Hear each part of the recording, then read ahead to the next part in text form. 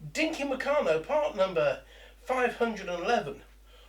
Oblong, yellow, from the Dinky Builder set. Hi folks, and welcome back. When I build these models from the 1930s, it makes me think of what Meccano was then.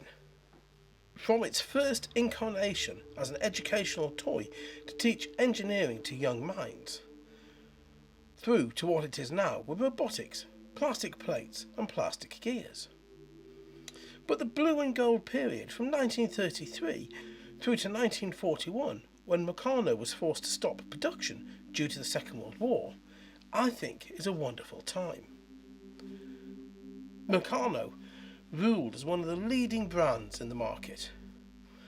You could do everything with the Meccano brand, from engineering to running trains, from Zamek die-cast toys to building sets and to Chemex experiments. Meccano was your brand. You could get so much from it.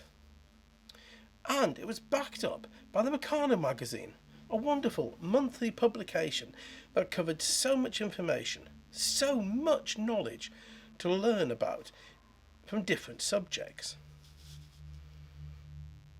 And they expected children to be able to use complicated language. The information was not dumbed down for a younger person. The expectation was that if you didn't understand a word, you looked it up in a dictionary and you educated yourself. A lack of understanding, because you haven't done the work to understand, was not and still should not be tolerated. But help should be there to assist you when you need it. And a lot of models I'm building are just that. They are models, with little to no working engineering in them. They are there to be either played with or to sit on a shelf and to be looked at for a while, until they were taken to bits and rebuilt as something else. They inspired the young mind to look at shape and form, to research what it was they were making, to maybe understand your world a little better than you did before. And this knowledge was done either through the Meccano magazine or through a trip to your local library. You read a real book, interacted with a solid object that had a tactile feel to it. And even now I still prefer a book to the screen for reading. Models like today's ocean liner made you want to learn about what they did, what it meant to be part of the crew, to explore your world, or maybe inspire a career for the young mind. And today we're going to explore the history of liners. And I will tell you the story of Mother Hen, also known as NOSH, or Naval Ocean Going Surgical Hospital Ship. The cruise business is big business. We fly because we have to at times. We take to cruise ships, the modern incarnation of the liner, because we want to. With 2019 seeing over 25 million people embark aboard a vessel. The industry makes around $27 billion yearly. The US is the industry leader, accounting for nearly 2/3 of the market, with Germany coming in second place, at about a quarter of the volume of the traffic as to the US. The heyday of the liners was the end of the 19th century and the early part of the 20th century, and were the only form of regular global transport available until the 1950s. For nearly 150 years, the liner ruled supreme. But firstly, what's the difference between a liner and a cruise ship? Liners, a vessel which has been completely phased out now, had deeper draft to be able to combat heavier seas midwinter, and as speed was the essential requirement, fuel consumption was poor. Most cabins didn't have windows in them, as packing passengers was more important than comfort.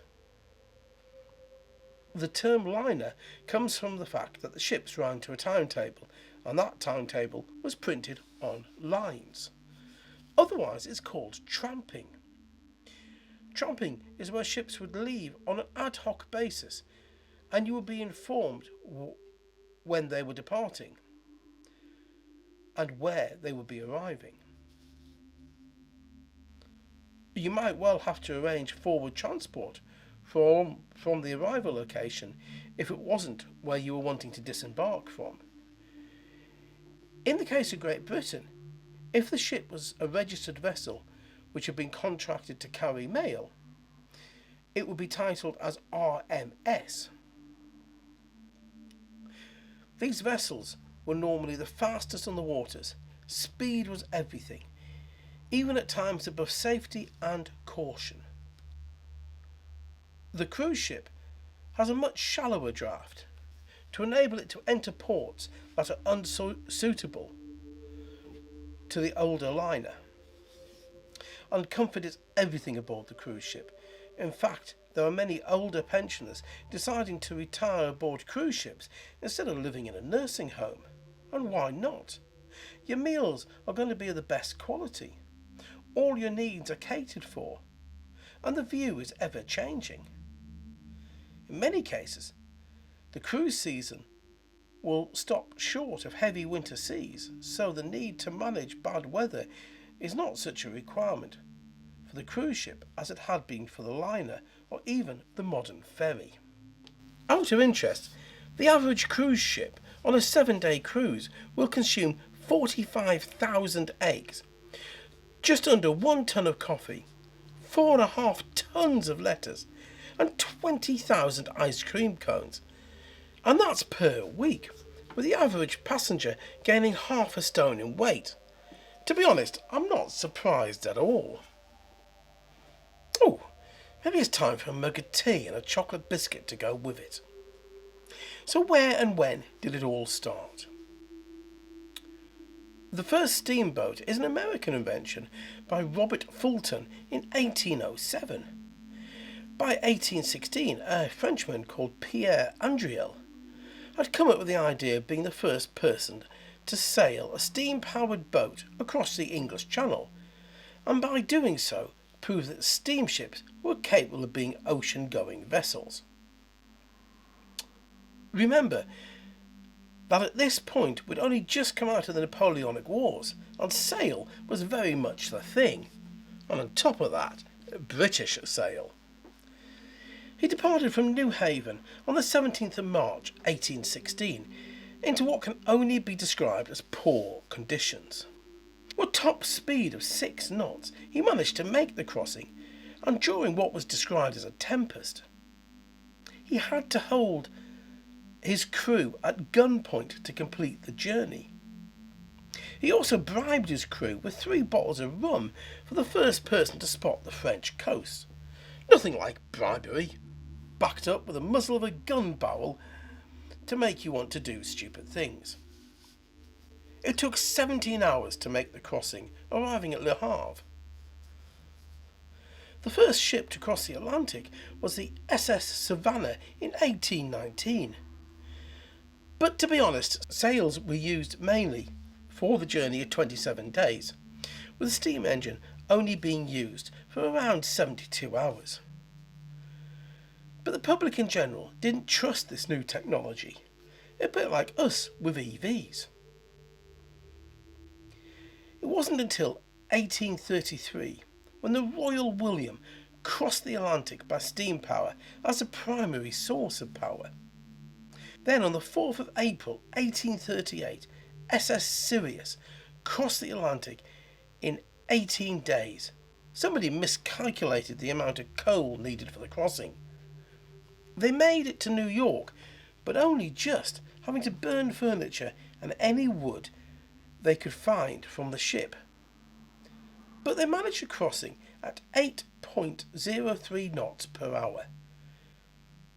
They were rock stars, but only for one day. Because the next day, SS Great Western arrived. They'd left Liverpool 4 days later than Sirius, and beat her record, steaming at 8.66 knots. Isambard Kingdom Brunel hadn't got his calculations wrong for the amount of coal needed for the crossing. But the race for speed had been created. No longer did the wind rule what you could achieve for your crossing speed, and with it, the creation of the blue ribbon. I'm not going to talk about the blue ribbon much today, but it was an unofficial accolade given to passenger ships with the fastest average speed for the crossing of the Atlantic. At the beginning of the script, I said I'd tell you the story of Mother Hen. Mother Hen was a liner built in 1952, built using steel from my hometown of Consett and manufactured in Glasgow, where one of my great-grandparents came from. He too was an engineer. The husband of my second cousin was captain of this vessel, and he was a great man. Jeff Clark was a hero of my childhood. He was probably the first person who saw past the troubled child that was struggling at school and very socially awkward due to a severe speech impediment at the time. For all my father's good points, he didn't suffer failure at all well. And if you couldn't rise above your problems, then you were a failure. Jeff Clark also saw the strengths in me, and was probably the first person to say so, both to me and my father. But in 1982, he was in charge of 940 children and 315 crew when the ship was called up for war service. SS Uganda, the true name of the ship, was given the call sign Mother Hen, and was in charge of 3 other Royal Naval ambulance ships. She was refitted in Gibraltar and sailed south to partake in the Falklands War, with a new helicopter deck fitted to her stern above the hospital surgical theatre. A flight deck rated for a Sea King helicopter of around £19,000 in weight. One day, while sheltered in a bay trying to stay out of Exocet missile range during the fighting, they had a radio message saying that a helicopter was inbound with wounded. HMS Sheffield had been hit. The only helicopter on plot was a Chinook. Even at its empty weight, it's heavier than the flight deck is rated for. Its max load weight is £50,000, nearly 3 times that of the Sea King.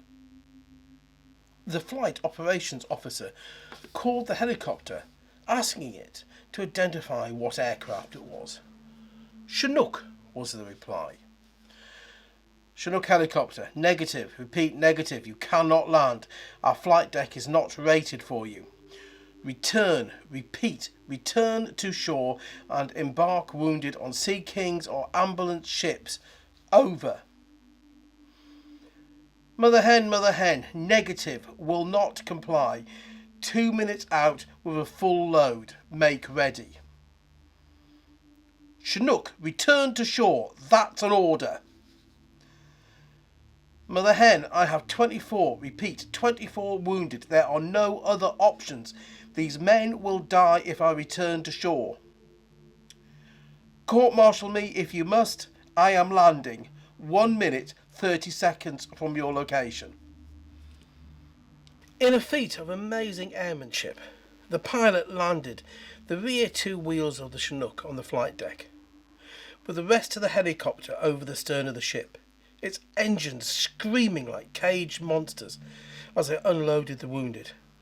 Cutting holes in the side of Mother Hen, they were passed over the side of the ship, straight into theatre, where their next battle was to be fought, in the hands of the surgeon and the Queen Alexander's Royal Navy nurses.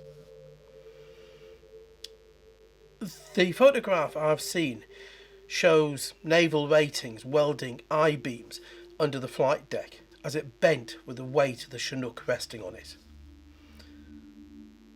Mother Hen went on to serve her time with a bent flight deck, but at least they never had to land another Chinook on it.